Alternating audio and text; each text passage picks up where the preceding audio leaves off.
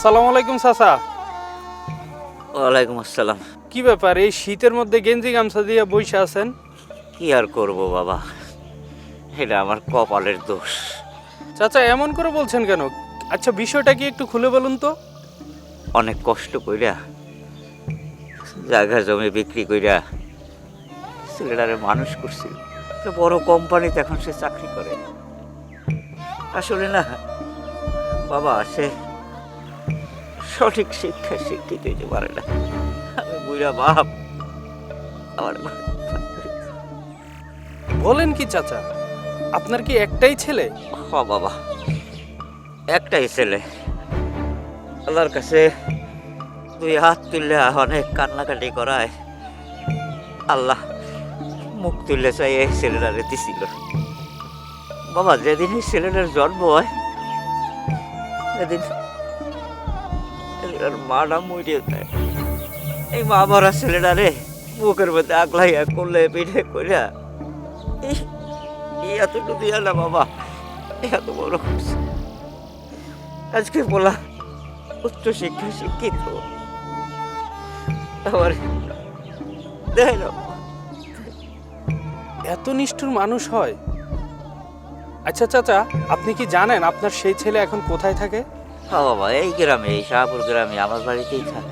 চাচা আপনি আমার সাথে চলেন, আমি আপনার সাথে আপনার ছেলের বাসায় যাব। না না না না বাবা, না। আমার ছেলে চায় না যে আমি ওর বাড়িতে যাই।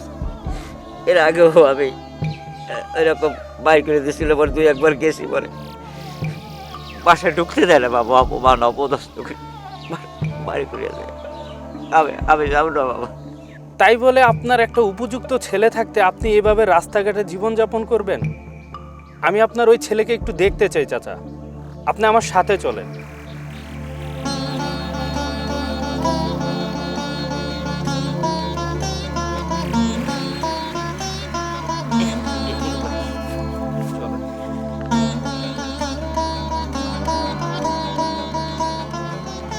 আচ্ছা চাচা, আপনার ছেলেকে কি আপনিই বিয়ে দিয়েছেন? না রে বাবা, ছেলে বলে বড় হইলে বাবা মার আর দাম থাকে না, ওই প্রেম করেই বিয়ে করছে। কি বলেন চাচা? আচ্ছা চাচা, বিয়ের পর আপনার ছেলের সাথে কতদিন ছিলেন আপনি? তা বাবা ওই মাসখানেক হবে মনে হয়, এক মাসই হবে হয়তো।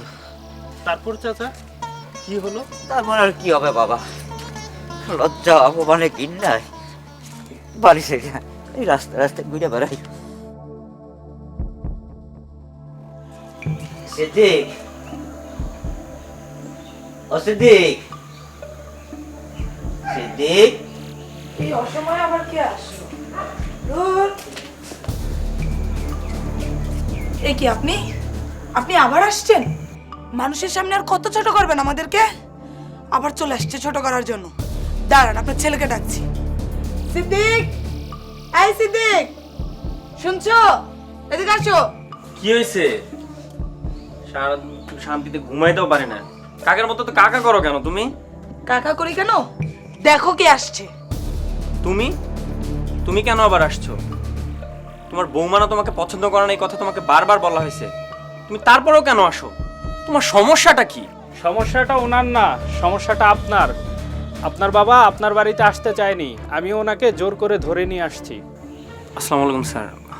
স্যার আপনি এখানে না আসলে তো আপনার আসল রূপটা দেখতে পেতাম না। আপনি কত বড় একটা অমানুষ। চুপ করুন আপনি। আপনার এত বড় সাহস, আমার বাড়িতে এসে আমার স্বামীকে অপমান করছেন? আপনার সাহস তো কম না। এই চুপ করো। তুমি জানো উনি কে? আমার জানার দরকার নাই উনি কে। উনি আমার স্বামীকে অমানুষ বলছে, আমিও তাকে ছেড়ে কথা বলবো না। আমি দারোগার মেয়ে। তুমি থামো। তুমি জানো উনি কে? তুমি কি আমার চাকরিটা খাবা? উনি আমার কোম্পানির মালিক। ইস রে, আমি এটা কি করলাম? আসসালামু আলাইকুম স্যার।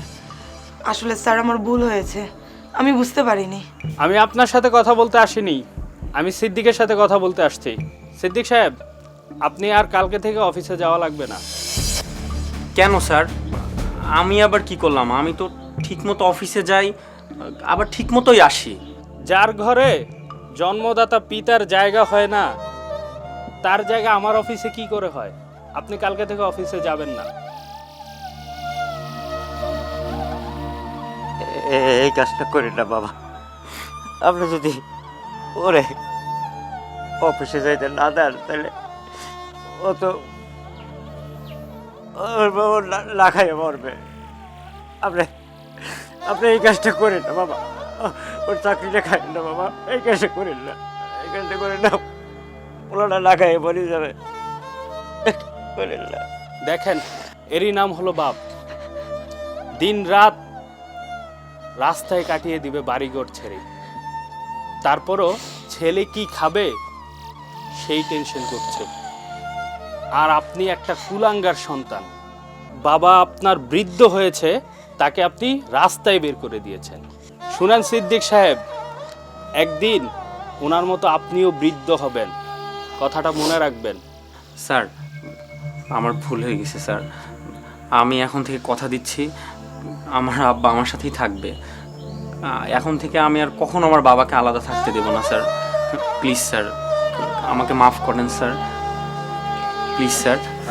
প্লিজ। ঠিক আছে, আপনার বাবাকে ঘরে নিয়ে যান। জি স্যার। বাবা বাবা চলো। চলো।